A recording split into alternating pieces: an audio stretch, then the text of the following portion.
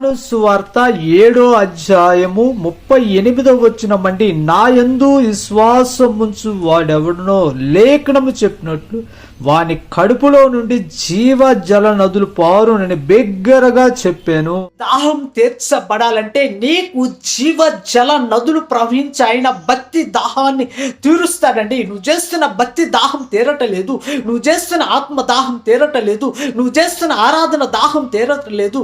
ఆ భక్తి దాహం తీరక, ఆత్మ దాహం తీరక, దైవ భక్తి దాహం తీరక అనేక ప్రాంతాలు అనేక ప్రయోగాలు చేస్తున్నాం. ప్రియక చెల్లితంలో నీ ఆత్మ దాహం తీర్చాలంటే, జీవ జల నదులు నీలోకి రావాలంటే భక్తి దాహం తీర్చేది యేసుక్రీస్తు ప్రభువు ఒక్కరండి. ఆయన ద్వారా నీ భక్తి దాహం అనేది తీర్చబడుతుంది. మీ అందరి కోసం ప్రార్థన చేస్తున్నా ప్రభు, ఎందరైతే భక్తి దాహం కోసం ఎదురు చూస్తున్నారు ప్రభు, వారందరికీ జీవ జల భక్తి దాహాన్ని సహాయం యేసు నామములో అడుగుచున్నాము తండ్రి, ఆమేన్.